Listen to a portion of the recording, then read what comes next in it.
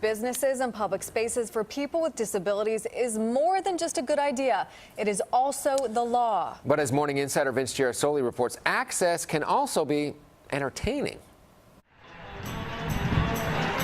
Center stage at the Victory Gardens Theater. Actions in the spotlight He swings his arms around in a circle. are made clearer by words from the overhead booth. Lights fade in slowly. The gestures the actors make, Lang unties Chum from the chair. the props they pick up, He moves the camera wildly. They sit, remove shoes. are narrated by an audio He describer, puts his camera into his backpack and sets it down. while visually impaired theatergoers listen in on headsets. I enjoy the problem solving of trying to figure out how to describe this large, elaborate thing in 6 words or less. A masked soldier punches Chum. Brian Balcom says the job comes down He backs away. to choosing your words carefully. Pulls off his own mask to reveal his face. You want to make sure they are efficient, and you want to make sure they are descriptive. Lang yells in Chum's face. Oftentimes, you only have 1 second or a half a second to communicate as much as you possibly can. Chum tied and blindfolded. It sounds like a brain teaser. It is a bit of a brain teaser. It's a bit of a puzzle.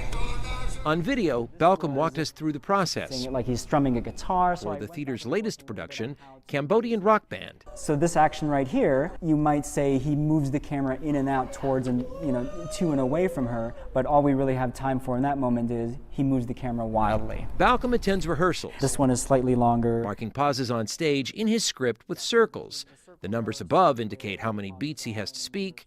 His notes in pencil are what the audience hears. So in this moment, what he does is he hands her the camera and he goes and poses in front of the sign. I had to parse it down to make sure that the description of him making a face like a fish landed at the same time as the laugh did in the show.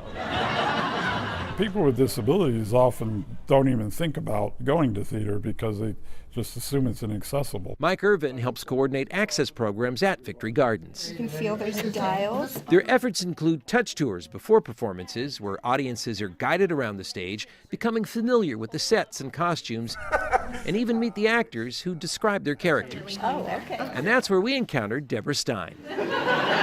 Most of my life, I've attended theater that didn't have any particular accommodations. Gave me the key. Now and then would nudge the person next to me and say, "What's happening?"